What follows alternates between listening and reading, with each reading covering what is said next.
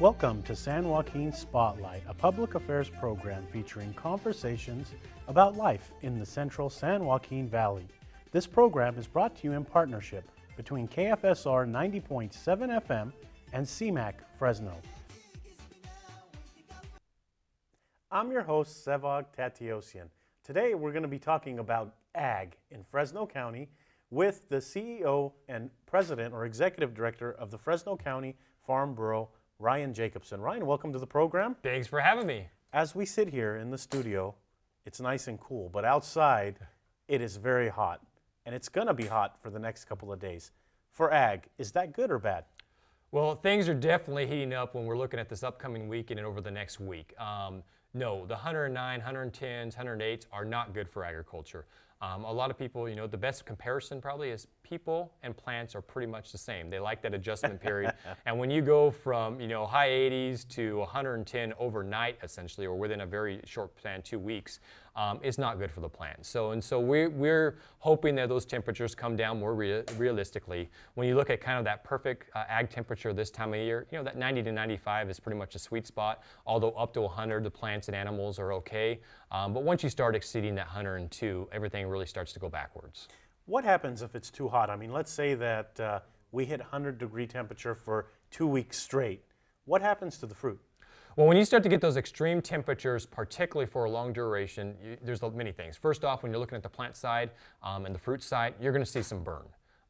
And that's what essentially the fruit that's exposed to the sun, that doesn't have the proper leaf foliage coverage on it, you're just going to get burned, and that piece of fruit's not going to be able to be sold on the fresh market. Now, on the flip side of it, when you start looking at animals, when you start exceeding those 102 temperatures for multiple days, and the other big key ingredient in this is not necessarily the daytime temperature, but what it gets to at nighttime. When those nights only cool off to 80, 82 degrees, those animals just don't have the time to recuperate and be able to handle that for a long period of time. So it's really, really important. Like I said, long term, we like to see not too many days over that 102 degrees. If I watered my plants more when it's 100-degree back-to-back days, does that give them a better shot of surviving even the hot burn? The secret is proper irrigation. It's not necessarily how many times you're irrigating, but it's proper irrigation. A lot of times, particularly when you do backyard gardeners and during these heat waves, you got to make sure that you're getting the water down to the right depth. I mean, a lot of times you can't irrigate too shallow, or that it just doesn't get absorbed by the plant. So it's getting at the right thing, and it's no different than agriculture.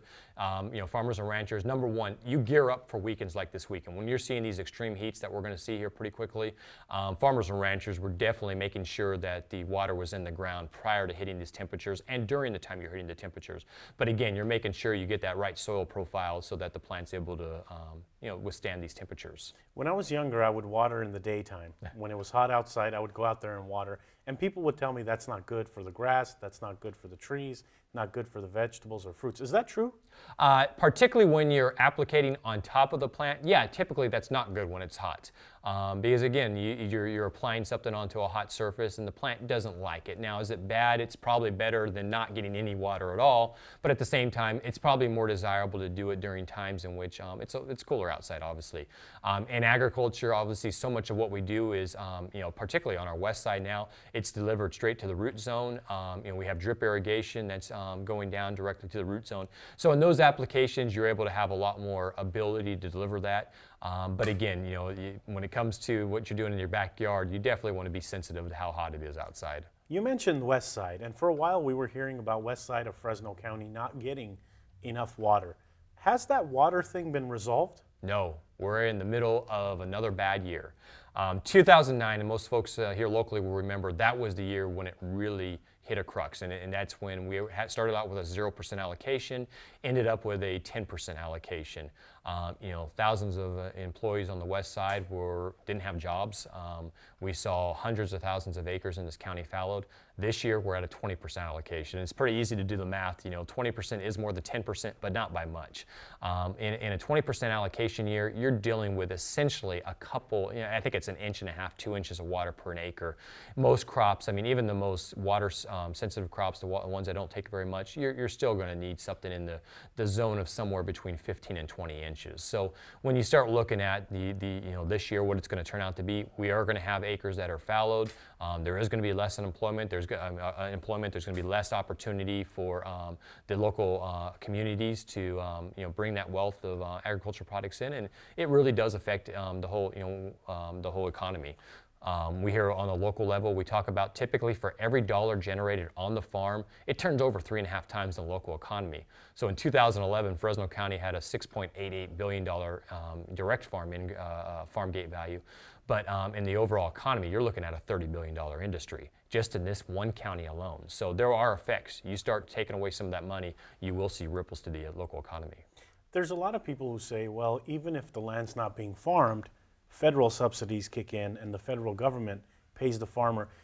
Is that correct? And is the amount that the government is helping enough to offset the negative from not farming that land? That is not correct. That's probably one of the more, the biggest misconceptions out there, particularly when you're talking about most crops. There are some very, very few exceptions in Fresno County, but a lion's share, almost every single crop in Fresno County is free market. It is crops that, it's at the whims of, I say free market, it's also at the whims of Mother Nature, it's at the whims of, everything else that goes into, what it takes to produce a crop. I mean, farmers are definitely gamblers when it comes to it. And when I say they're gamblers, I mean, it really is ultimately up to what they're able to do to bring that crop to market and whether or not they're going to be successful that year. In very few exceptions, there is no payments for not growing something, for land being fallowed. There are, people can buy insurance for certain acts of Mother Nature. There are times in which the federal government may assist if there is a particularly hard drought that hurts folks, but a lot of times that doesn't necessarily kick in, and like I said, folks are pretty much up to their own to get from year to year. Let's say that it cools down after very fast. How does that affect the crop? I mean, that right after summer, sometimes it goes into some of the cooler areas. Correct. Talk about that. Even during the summer, we have a lot of summer left. And so, when you get these extreme heats, there is no doubt you got to utilize extra water resources just to be able to keep that plant into a, number one, a survival mode, but number two, to make sure it brings that crop to fruition. But, again, the hotter the temperatures, you do utilize extra water. We would love to see those temperatures obviously come down for the long term of the summer. I mean, if you're like me, I think everybody else is out there a little bit sweating what the summer's going to look like when it's 108, 109 in early June. So long term, we're hoping that it's just going to be an average summer. We don't want to see the repercussions of a year like 2006. I don't know if you remember, that was when we were seeing 113, 114 for about 10 to 14 days in a row. Those are extremes that are very, very difficult to weather. So again, when you start looking at temperatures, there is a correspondence to amount of water that's needed, and for this already being a critical water short year, we would obviously like to see some of those demands and pressures kind of relieved a little bit. What's your role with the farmers? I mean, you're always out and about, you're at meetings, you're meeting with farmers, you're representing farmers a lot of times at meetings. What's your role, and when is it that they contact you? Well, first off, I always like to tell folks, because there is our name recognition is huge. A lot of people know Farm Bureau, the Fresno County Farm Bureau name, but a lot of people don't have a clue what we do. They see the name Bureau, particularly a lot of folks think that's representation of being a government agency. And so I'm glad you asked that question. Number one, we are a nonprofit, non-governmental agency, and I'm here to advocate on behalf of farmers and ranchers. They voluntarily pay into my organization. And as you said, I am there to be on anything and everything that affects agriculture in this community. That's just about everything, whether or not it's the local chamber of commerce, political, board of supervisors, city council, on and on and on. It is my expectation to be involved in those processes because it does, essentially affect what goes on the family farm. There are some people out there who think that ag is negative to the valley. How do you counter arguments like that? Obviously, I think a great majority of folks don't agree with that opinion, but there are those folks that are out there. I mean, all you can do is give them the information. I mean, I think almost everybody out there understands, whether you have a job in the middle of the city or whether it's something that you think is completely unrelated to agriculture, there is some effect to agriculture. I talked about that ripple effect. I mean, it's $6.88 billion direct farm gate value, but it's over a $30 billion effect. So whether you're a CPA, a doctor, on and on and on in the middle of the city of Fresno, there is a very good likelihood you have clients that come from the ag industry, you have clients that come from the processing industry, the allied industries, up and down that value chain. There is a significant number of relationships that we go on there. So again, touting that story, talking about the significance. Like everybody, California's economy is very diverse, but here in the San Joaquin Valley, we are, ag is our backbone. And I definitely hope that doesn't change. There's an incredible amount of opportunity. It is pretty cool that we grow, essentially 50% of the nation's fruits and vegetables within this state, and a significant portion of that's coming from the San Joaquin Valley. And when you talk about opportunities, I know there's a lot of folks that would love to see ag replaced with the Googles of the world and those types of things. But when you talk about opportunities, one of the fun facts I love to throw out to folks is between the years 2010 and 2050, there is going to need to be more food grown in those 40 years than all of previous mankind combined. That's incredible. It's an incredible number. And so when you start looking at that statistic and you look at the placement of the San Joaquin Valley, if we can continue to, like I said, what's difficult is the political climate of the state. I can't move my land. I mean, the land is here. We're very blessed to have what we have. And, in most times we do have water. But if we can continue to do that and have some common sense, approach to regulation, there are some really tremendous opportunities for us ahead. What is it that made the Valley the farm capital of the world, in essence? Yep. I mean, why did people come here? Could have been other opportunities and other places to go. Yet when you drive down the 99 from Bakersfield to Stockton, you see a lot of farms. Why do you think that is? Well, first of all, yeah, that obviously I'm being a little selfish here, but that is one of the most gorgeous things, just going up and down the highways to see what this county and this valley offers. And what made it special? Number one, we can't talk about the San Joaquin Valley without talking about number one, climate. We are one of 5 Mediterranean environments in the world. We are the only one in the United States. And when I say Mediterranean environment, essentially it doesn't get too hot during the summer. And I know we jokingly say that during a week like this week, but for the most part, it doesn't get too hot in the summer and it doesn't get too cold during the wintertime. And we have a long growing season. And for raisins, almonds, pistachios, on and on and on, that long growing season is very important to us. I mean, we essentially, in most years, only have rain between November and February. And the rest of the year, it's fairly dry and we're able to bring a crop to fruition. So when you look at climate, that's number one. Number two is the soil. I mean, we have God-given gifts that are just incredible as far as what the soil has been given to us. Obviously, a lot of that is runoff from the Sierra Nevada that's just been over millions of years applied to the valley here. And it's not necessarily that we have one type of soil. There's lots of different soils all over the valley, but those different soils allow different crops to be grown in different ways, and those soils aren't those are unique. They aren't found in a lot of other places. Next, you can't forget water. We talked about the importance of water, but everything we do relies upon water. We've gotten better and better with our use of water, but the reality is you have to have water to make the crop available. I mean, it doesn't happen without it. And then the last thing is people. It's the people that have come here, the people for employment. We're very fortunate. I mean, it's the University of California, the California State Universities that have done so much research and technology for us.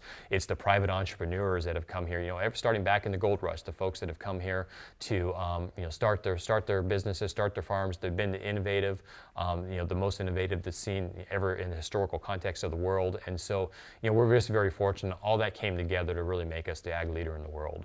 Is it a still profitable business for a newcomer to come in? Let's say that I have 10 acres sitting there somewhere. Is it going to be profitable for me to develop those acres into a farm or plant on there? Or would you rather see me not go that direction? It completely depends upon everybody's unique situation. One thing that's the neat thing about this county and this valley in general is that there are just so many different opportunities within the diversity of agriculture. And when I talk diversity, there's a lot of diversity. I mean, just in this county alone, we have 400 different crops and commodities.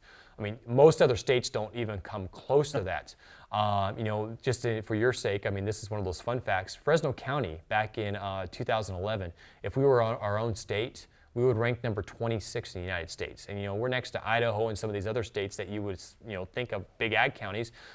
Big ag states, but here we are in little Fresno County, and we're producing more than these significant counties there. So things like that. I mean, like I said, we really are tremendously productive in what we do here, and it's just, again, we're so lucky for what we're able to put together here. This year, 2013, what is the sexy crop? Every couple of years, there's that sexy crop that everybody decides to plant. Yep. This year, what are you seeing? Is it almonds? Is it pomegranates? What is it?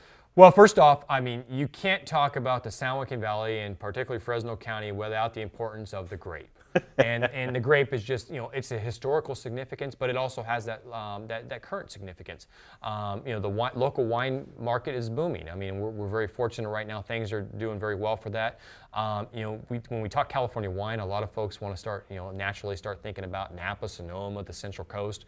Now, the reality is the lion's share is grown here in the San Joaquin Valley, and because of institutions, for example, like Fresno State, the winemakers they're producing, we're producing some heck of a quality wine here.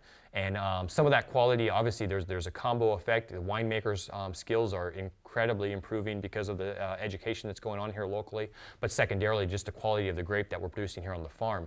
That effect has made us, you see the Madera, Fresno wine trails and how successful those are starting. They're very much in their infancy, but they continue to grow, and there's a lot of opportunity there.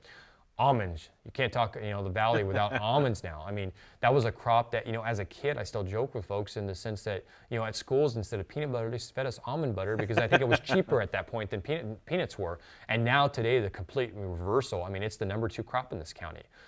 So, when you talk about the #2 crop in the #1 ag county, I mean, that's it has grown tremendously. It's a huge desire overseas. So there's been a lot going on there.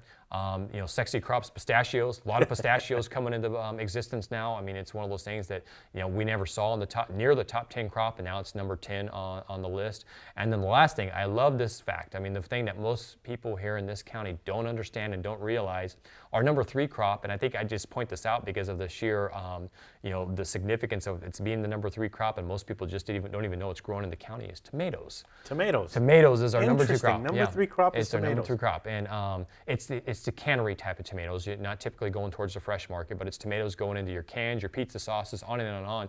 So there's a very good likelihood that if you're eating any kind of pizza sauce, any kind of canned good throughout the state, throughout the nation, and a lot of the parts throughout the world, it came through Fresno, Merced counties. How can someone find out where to go to taste some of this fresh fruit, or to taste, you're talking about tomatoes and all this other good stuff. Where can I go if I want to find a place to go try pistachios out of the tree?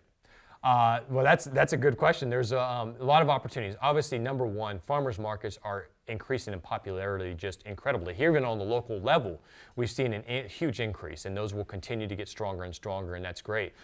There's becoming a lot more agritourism. This is a word that's, agritourism. I think 5 years ago we didn't even ever hear of that word. Now today it's very commonplace. Agritourism is really taking off. And again, when you talk about something that's in its infancy, I talked about the Fresno and Madera wine trails. That's an example of agritourism where trying to bring out people out to the farm, out to the operations. To #1, you're talking about really multiplying that dollar effect on the farm itself, being able to keep that money here, not letting it be sent somewhere else.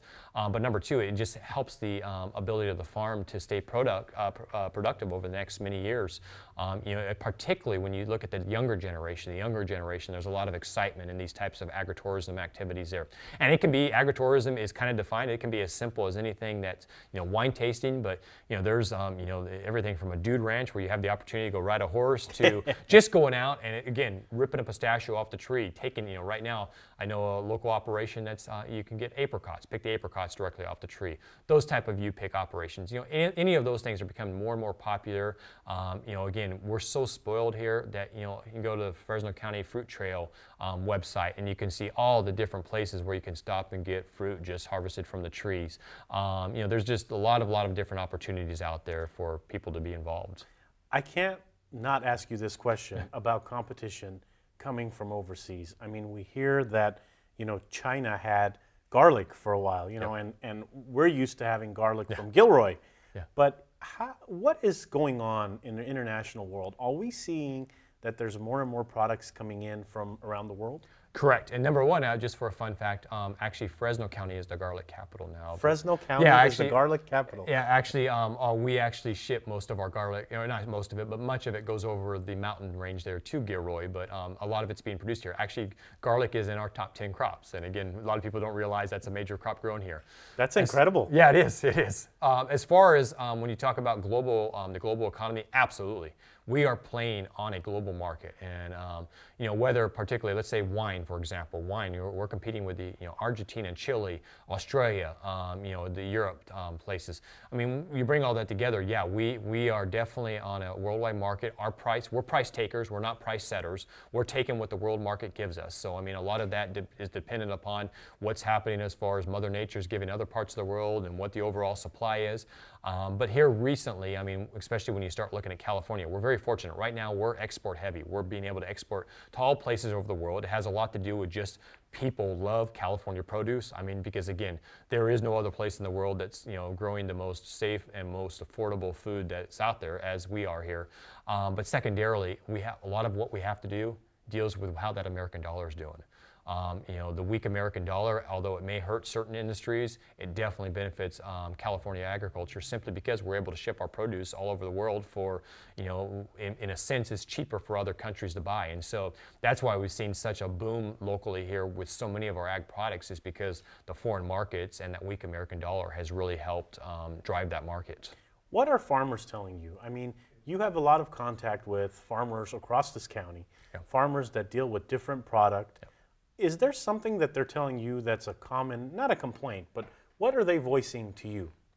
I think, quite honestly, right now, the biggest overall, it's kind of that death by 1,000 cuts. I mean, you almost hate to use that analogy, but that's what we're facing right now. It's the regulation. And again, we understand there are important reasons that why regulation is important. I think that is why our food is the most safest to be found in the world. There are certain things that are good about regulation, but at the same time, just the multitude and the continuance of how fast we're continually seeing things come out of Sacramento it's getting terrible. And again, with every single regulation, there's that little dollar sign attached to it. So it just becomes, it's the regulation, the paperwork, which becomes, it's burdensome, but then you got that price tag that's attached to it that just makes it, in many cases, you're driving, small and medium-sized family farm operations out of business because they cannot operate. And more, it just, you hear it from farmers and ranchers, if I could move my land, I'd go somewhere else. And you hate that thought. You hate folks saying that because, I mean, we are so lucky. We have a great community, love the, Fresno community and, the folks that make this area up. But I mean, it really is that, let's face reality. Here we're talking about how special it is, and we're #1 ag county. Tulare #2. Bakersfield's typically, Kern County's typically #3. We have all those top counties right in this area, and we think of ourselves kind of as rural. But let's be honest, here in this county alone, we're facing a population that's going pretty close to 1 million right now. But on a statewide basis, we got a population that's going to be approaching 39 million not in too long, and continuing to grow. We farm in an urban state. And so many of the regulations and everything else we're facing is coming from an urban environment that in many cases I think wants to help or understand or be involved in agriculture, but there's a lot of unintended consequences of things that they're pushing. And so whether it's the initiative process or whether it's just what's going on through the Capitol legislative process, there definitely needs to be a continued improvement by the public to understand what we're doing and why we're doing it, how we're doing it. And it's up to us on the ag side to make sure we're communicating that message so that we can try to reverse this trend that we've seen the last 10 years to really try to put us out of business. This is a unique question I'm going to ask you, but does the average farmer know that the people appreciate him or her? I would probably, no, it's actually a question I would probably honestly answer no. I mean, I think most folks, I mean, we do feel, quite honestly, most folks feel at this point that there is kind of that target on their back. And again, it may not be people from the local community, but just in the state in general. When you look nationwide and you look at a lot of the poll numbers, believe it or not, farmers and ranchers, as far as their credibleness and their trustworthiness, typically poll in the top 4. I mean, they're right up there with firefighters and police officers. I mean, because there is, farmers are, really that salt of the earth, just that individual that, goes out there, starts their day early, works late, puts in lots of hours, and there's a lot to that, and folks appreciate, understand that, but I don't think they hear that enough. I think too often it's the negative that's emphasized, particularly whether it's the media or whatever else. It just, you hear so much more of the bad than you ever get the opportunity to hear the good, and that's why I think it's so important, for myself to come on shows like yours and so many others, just to talk about, like I said, why it's so special what we're doing here, and I want local people to understand the significance of what we're supplying, locally, regionally, statewide, this nation, and this world. We're running out of time this week on the program, but how can we, the average person, help the farmer and help you in your role? Number one, like I said, I mean, just when I say get involved, getting involved is pretty simple. Number one, I mean, look at what you're buying. I mean, make sure it's USA grown. I mean, there is a difference. The standards that's grown in this country is much different than what's grown in other places. One thing that we always got to point out is the seasonality that you and I had as a kid has probably not. It's changed dramatically. You can walk into a grocery store and buy a peach any time of year, but I think you would definitely agree with me that that peach has a much different quality depending on what time of year and where it's coming from, and so those type of things. So, number one, buy locally, but that local, I just, buy California, buy United States is so important. But number two, become immersed in the issues. Pay attention to what's on the news, what's on shows like this, as far as what's the big issues or topics of the day for ag. Again, it may not directly affect your your immediate day-to-day life, but there are long-term economic repercussions that go up and down that ripple through the local economy here, and I think it's important for folks to be engaged in that. Can I find that information on your website? Absolutely. We have. What's the website? How can we come in contact with you? And if we have any questions, can I call you directly and say, hey, Ryan, what's going on over here? Absolutely. Very proud of our website. We have a lot of good information on there. It's www.fcfb, the acronym for Fresno County Farm Bureau.org. And anybody can always reach us at 559-237-0263. Lastly, this is a tough question I'm going to ask you, but your favorite fruit or vegetable that's grown in the valley, what could it be? Well, I'm being a little self-interest here. I'm a grape grower at night, so yeah, I got to say grapes. I mean, there is very few things that beats a flame seedless grape straight off the vine. Ryan, thank you so much for coming on the program this week. Thank you for having me. That's all for this edition of San Joaquin Spotlight. My name is Sevag Tateosian. This week we heard about Valley Ag with farmer Ryan Jacobsen. Actually, he's the leader of the Farm Bureau in Fresno County Farm Bureau, which we heard is a nonprofit. Correct. Thank you for tuning in this week. Thank you to the volunteer crew that made this production possible. Thank you to KFSR 90.7 FM. Thank you to CMAC. Also, check us out online at sanjoaquinspotlight.com. Visit our Facebook page, and remember to visit our YouTube page. Tune in next week for a new edition. Say you love me.